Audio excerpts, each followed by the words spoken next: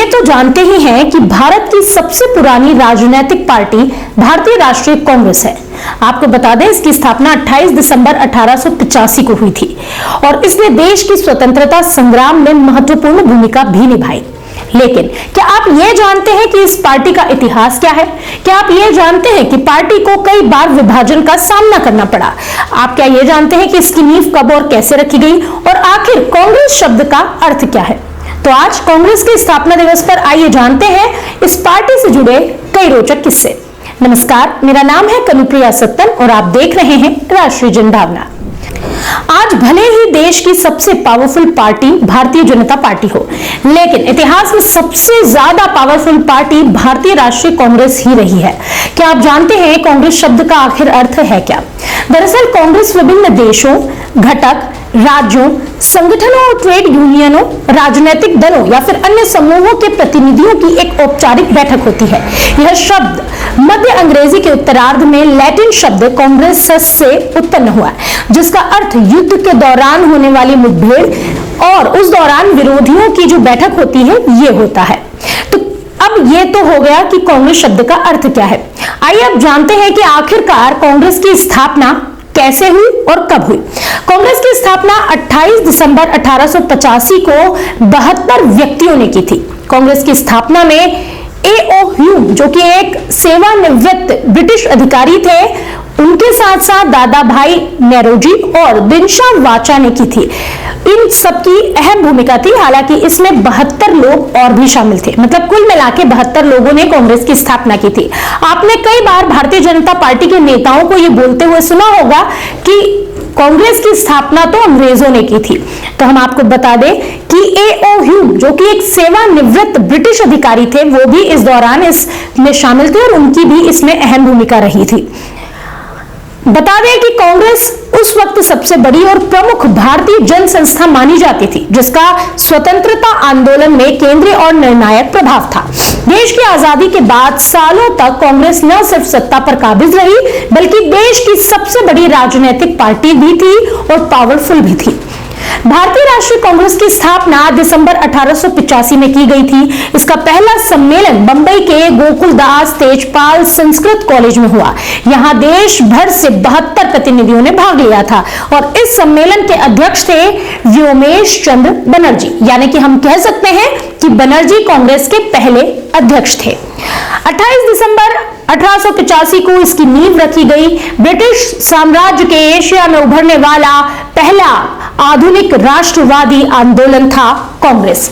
19वीं शताब्दी के उत्तरार्ध से और खासकर 1920 के बाद महात्मा गांधी के नेतृत्व में कांग्रेस भारतीय स्वतंत्रता आंदोलन की एक प्रमुख नेता के रूप में उभरकर सामने आई थी।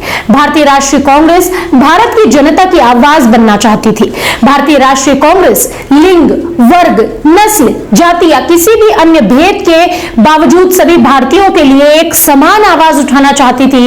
ये सिर्फ किसी एक वर्ग विशेष के लिए नहीं थी, बल्कि भारत के सभी और अलग अलग समुदायों के लिए ये इसी मूल विचारधारा के साथ कांग्रेस की स्थापना की गई थी, यानी कि सर्वधर्म समभाव का मूल रखा गया था।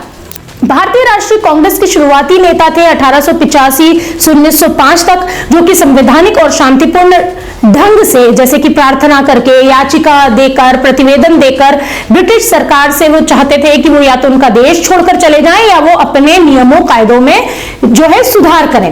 और उनका ऐसा मानना था कि ब्रिटिश शासन जो है वो भारत के लिए दरअसल फायदेमंद है।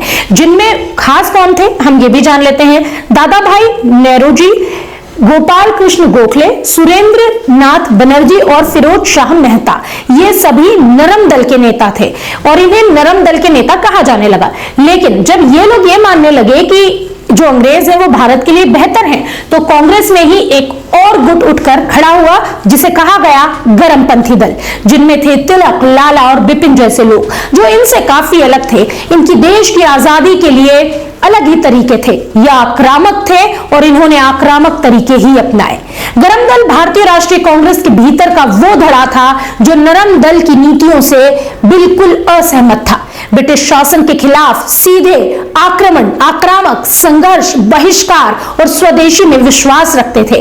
इनके प्रमुख नेता थे बाल गंगाधर तिलक, लाला लाजपत राय और बिपिन चंद्र पाल। आपने कई बार ये नाम सुने होंगे, लाल, बाल और पाल। ये दल 1907 के सूरत अधिवेशन में कांग्रेस के नरम दल से अलग हो गया था। हालांकि कांग्रेस में इस वक्त भी ये दो गुट थे, लेकिन 1907 में सूरत में नरमपंथियों और उग्रवादियों के बीच हुए विभाजन के बाद भी भारतीय राष्ट्रीय कांग्रेस में 1918 में दूसरा विभाजन हुआ। यह विभाजन मुख्य रूप से मोटेंगू चेम्सफोर्ड के सुधारों यानी कि 1917 की मोटेंगू घोषणा के बाद हुआ था। इसके बाद भी कांग्रेस फिर भी एक थी, लेकिन 12 नवंबर 1969 को कांग्रेस का एक ऐसा विभाजन हुआ जिसने कांग्रेस को दो धड़ों में नहीं बल्कि दो नाम में विभाजित किया, और इस विभाजन की वजह बनी इंदिरा गांधी, जो तत्कालीन प्रधानमंत्री थी। इंदिरा गांधी को पार्टी के लिए अनुशासन का उल्लंघन करने के लिए कांग्रेस से निष्कासित कर दिया गया। फिर क्या था, आखिरकार पार्टी का विभाजन हुआ। कुछ लोग जो इंदिरा गांधी के विचारों से सहमत थे वो उनके साथ हो लिए, और कुछ लोग मूल कांग्रेस पार्टी के साथ बने रहे। इसके बाद इंदिरा गांधी ने एक प्रतिद्वंदी संगठन की स्थापना कर डाली, जो थी कांग्रेस आर। आपको बता दें कि भारतीय राष्ट्रीय कांग्रेस को लगातार यही कहा गया है कि वो इतनी साल पुरानी और देश की सबसे पावरफुल पार्टी रही है, लेकिन इसका एक अपना इतिहास है।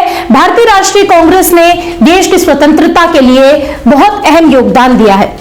इस पार्टी में तब अलग अलग विचारों के लोग हुआ करते थे, जैसा कि हम आपको बता चुके हैं, नरम दल और गरम दल। नरम दल के नेताओं में महात्मा गांधी का नाम भी जोड़ा गया। हालांकि आप सभी जानते हैं कि कांग्रेस के इन नेताओं ने एक साथ जुड़कर या अलग अलग अपने प्रयासों से मिलकर आखिरकार भारत को स्वतंत्रता दिला ही दी थी। भारत की स्वतंत्रता के इतिहास में कई नेताओं के नाम हम जानते हैं और कई के नहीं, क्योंकि आजादी सिर्फ चंद नेताओं ने नहीं बल्कि उन हजारों शहीदों के दम पर आई है जिन्होंने भारत को आजादी दिलाने के लिए कड़ी मेहनत की थी। लेकिन इस कड़ी मेहनत के आंदोलन को खड़ा करने के लिए कांग्रेस उस वक्त मील का पत्थर साबित हुई थी। बहरहाल हमारी ये रिपोर्ट आपको कैसी लगी कमेंट बॉक्स में जरूर बताएं, और ऐसी ही खबरों के लिए देखते रहिए राष्ट्रीय जनभावना।